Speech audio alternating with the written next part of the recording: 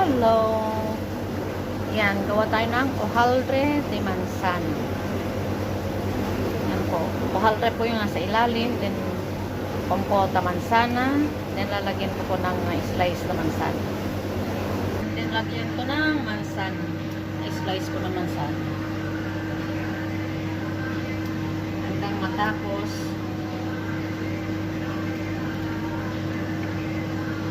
Tuloy na lang kasi nasisira. Ikot ko.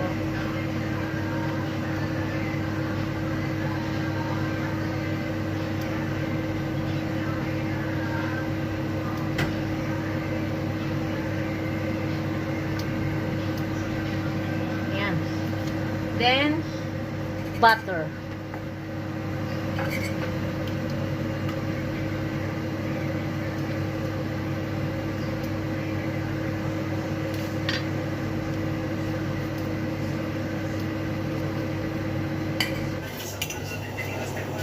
Butter.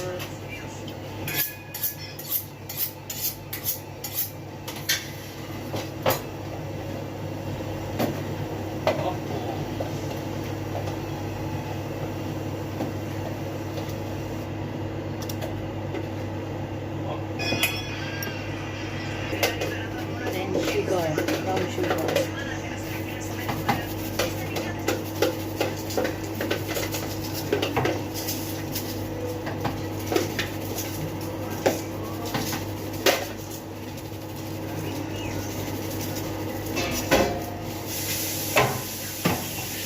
May butter na sugar. I-oven ko na siya. I-oven ko.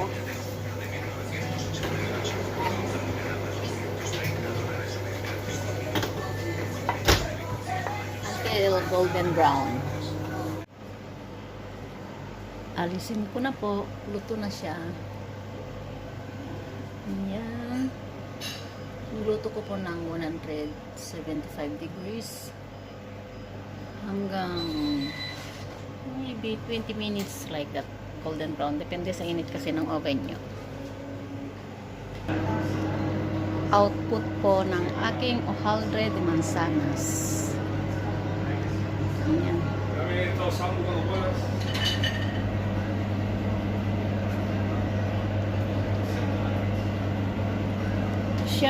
Sharing lang po.